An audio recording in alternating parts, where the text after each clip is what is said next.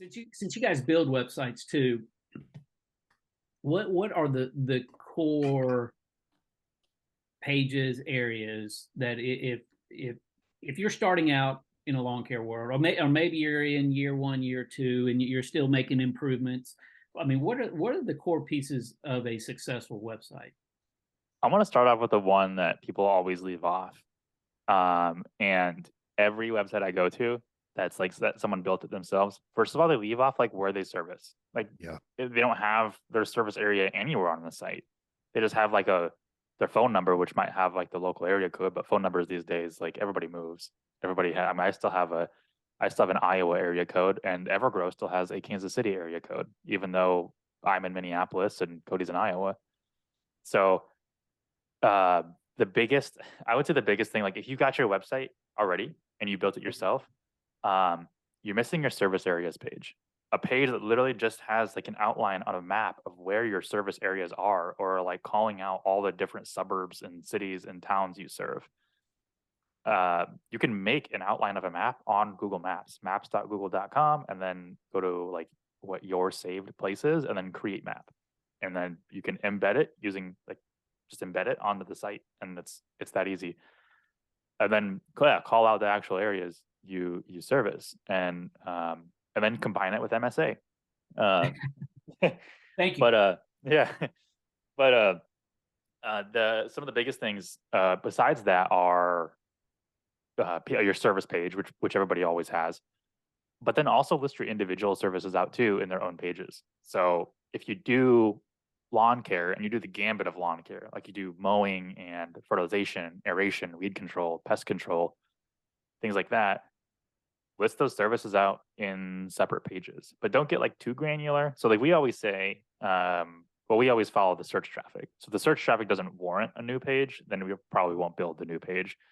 But if you're not at the level of building new or building like or looking at your search traffic, then we always say like I always say lump your lawn care services together in a lawn care services page.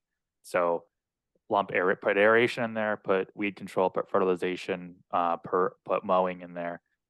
If you only do lawn care and fertilization, for instance, then do a lawn care page and a lawn maintenance page. Maintenance for mowing and trimming and things like that, and then lawn care for fertilization, weed control, things like that. If you do lawn pest control, you get rid of like sod webworms and armyworms and things like that. Then have your own like lawn pest control page. But then segment these into like if you do landscaping, for instance, maybe have lawn care, have landscaping, have hardscapes, have snow removal, and like put them in different categories as their own pages, because those are what's going to rank. Not when people look for different things, they might look for a lawn care company, in which case they might be directed to your homepage, or they might be looking for landscaping services near me. Well, then at that point, what the page that's going to rank is going to be your landscaping services page. And if you don't have a page for that, then your only shot at ranking is in the Google business profile versus the organic results below the map pack. So making sure to have those pages that are based on what people are actually searching. And shocker, people aren't actually searching for lawn fertilization as much as you think. They're searching for lawn care when they mean lawn fertilization. So yeah, I mean, we could hand out the top categories too, if that's just helpful for people, because there's definitely a big difference between the industry terminology where guys are like, well, I want to promote this. It's like, well, just because you want to promote it doesn't mean that that's what people are looking for, Right. right? What people are looking for, is pretty straightforward. And if I was going to tell people the categories, it's going to be like lawn care, landscaping, and then design is it's worth splitting out, because people who are looking specifically for design versus install, that's worth breaking out too. You've got tree removal, stump removal; those are worth splitting out too, because people look at those separately. There's enough volume to warrant that. Snow removal, holiday lighting installation, right? That it pops off at a certain time and then dies pretty quick. But that's also worth giving its own separate attention to.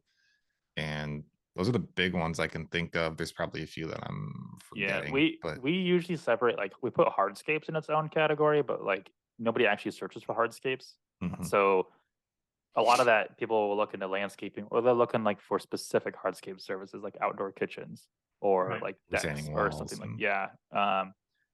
And if you want to get crazy and build out all those, great. I always recommend connecting your site with or using Google Ads, using the keyword planner. It's a free tool in Google Ads. And that'll give you ideas on what people are searching for in your area. So kind of how we do our keyword research. Sitting here thinking all the things I've done wrong. Yeah, it's, I mean, that's, our standard website build, it has 11 pages. So the first 5 is your home, your services, service areas, about us, and contact us. Those are 5 core pages. And then we have 4 sub-service pages that go underneath the service page. So whatever those might be. Let me ask you this question, since we've talked about this before with,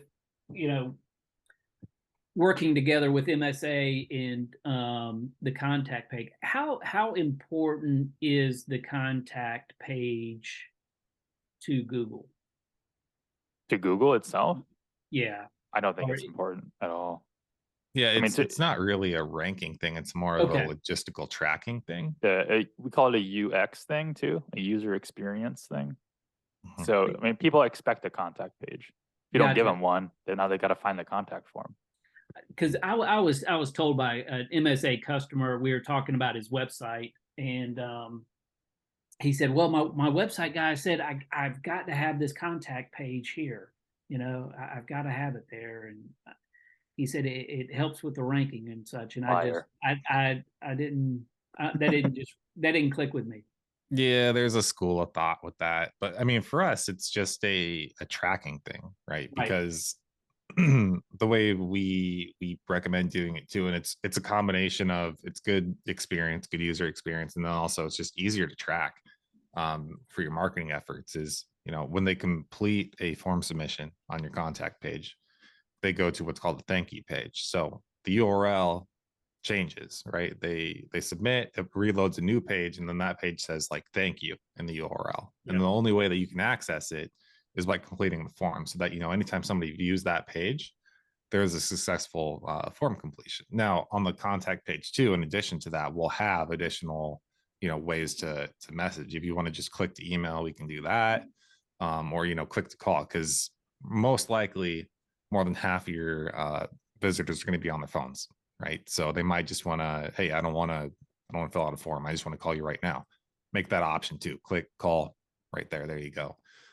Now for us, we track all of those things because we want to know anytime someone's contacting you, not only that they did it, but how they did it too. So we make sure to do all those things, but it's a good idea, if you're setting up yourself, make sure those options are available. And if you change it, know what you're doing, know that you're doing it on purpose. For example, we've seen a guy who was just didn't want more calls, right? Like business wasn't set up. I think this is like the kind of the premium solo guys where they charge a high ticket, but it's a very small team, if not just themselves. All hardscaping. Mm-hmm. So for him, it was like, look, I don't need more calls. I need better calls if I have them, but mostly, since I'm doing this myself, I want to be able to reference these later. So just, make people fill out a form, and then I'll address it when I have the time. So it cut down on leads, but it got more of the better leads. So if people hit that point in the business, you can make those decisions. Just make sure you're doing them consciously, not, cutting out leads when you'd like to get them.